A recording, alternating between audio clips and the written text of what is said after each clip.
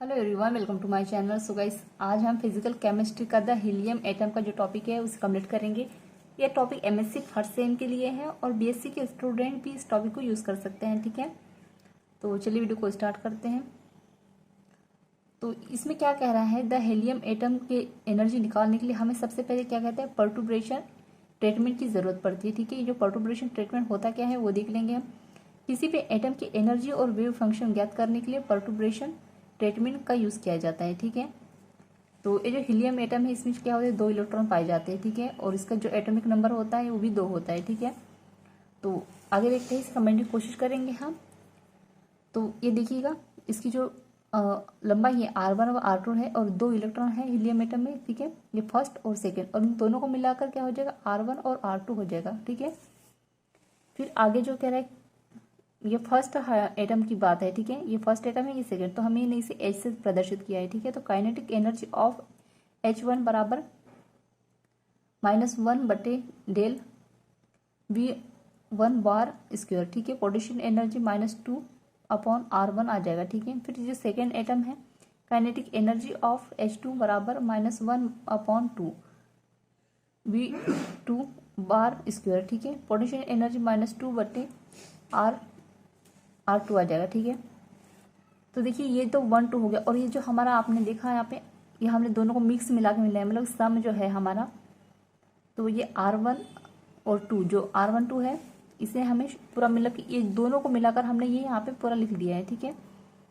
तो ये क्या है, KH है, बराबर में आ जाएगा, ये इसका मान आ गया, R1 का मान R1 का मान, R1 का, R2 का, और ये जो थर्ड में है जो R1 और 2 दोनों का, तो ये इतना आ गया। ठीक है, अब आगे देखते हैं।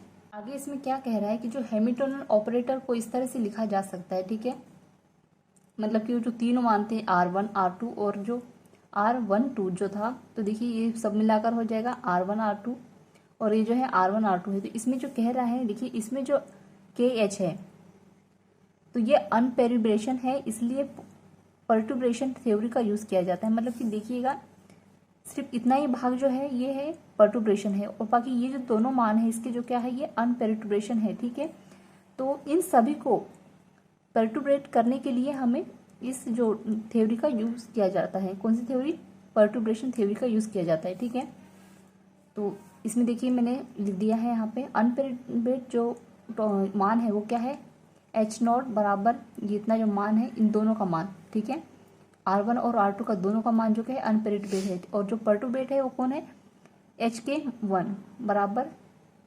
1/R12। ठीक है, इसे हम 12 नहीं पढ़ेंगे, इसे हम 1 2 पढ़ेंगे। ठीक है, दोनों को मिलाकर जब हमने कि अभी देखा था आपने R1 और 2। ठीक है,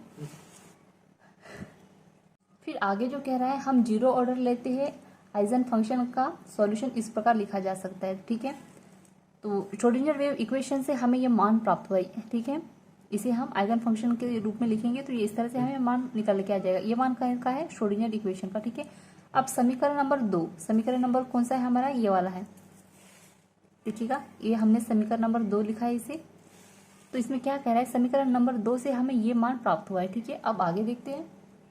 समीकरण नंबर 2 से ये इस तरह से हमें मान निकल के आ गया, तो इसे हम क्या कहेंगे, ये कैसे बनाया है हमारा, आइगन फंक्शन को, मतलब कि श्रोडिंगर वेव इक्वेशन में अगर आइगन फंक्शन का जो टॉपिक है हम रूल जो यूज़ करेंगे तो फॉलो करेंगे, तो क्या हो जाएगा, ये इस तरह से समीकरण नंबर 3 और 4 प्राप्त हो जाएगा हमें। ठीक है, फिर आगे क्या कह रहा है, समीकरण 3 और 4 से इसका जो मान रखने पर, इनके दोनों के जो मान रखेंगे हम, तो इस तरह से हमें समीकरण प्राप्त हो जाएगा। ठीक है, फिर अब कह रहा है आगे, जाई नोट बराबर जाई 1 नोट और जाई 2 नोट को डिवाइड कर देंगे। जब डिवाइड कर देंगे तो हमें इस तरह से जो है समीकरण प्राप्त हो जाएगा, E1 नोट और E2 नोट। ठीक है, अब आगे देख लेंगे।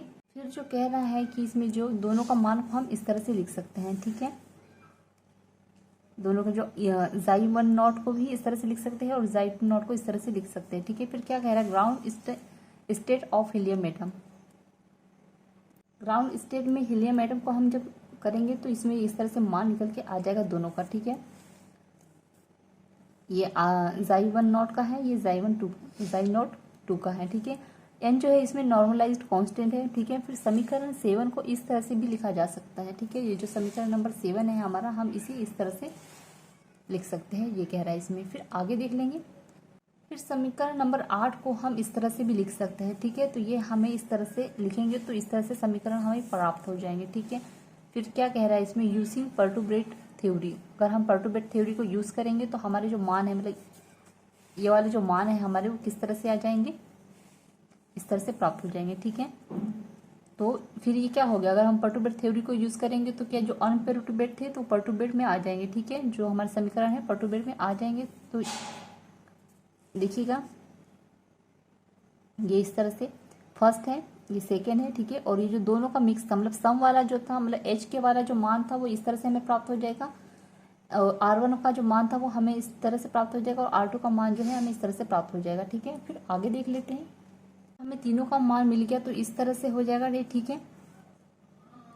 तो E बराबर E0 और E1 जो है इस तरह से मिल जाएगा हमको, ठीक है।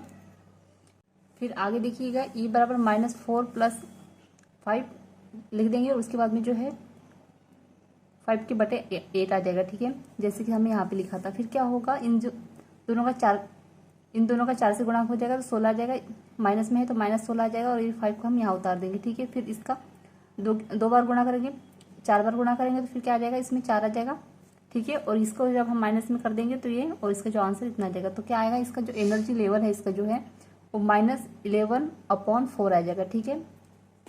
ये जो हाइड्रोजन एटम की जो एनर्जी इस तरह से इसका जो मान है निकल के आ जाएगा, ठीक है।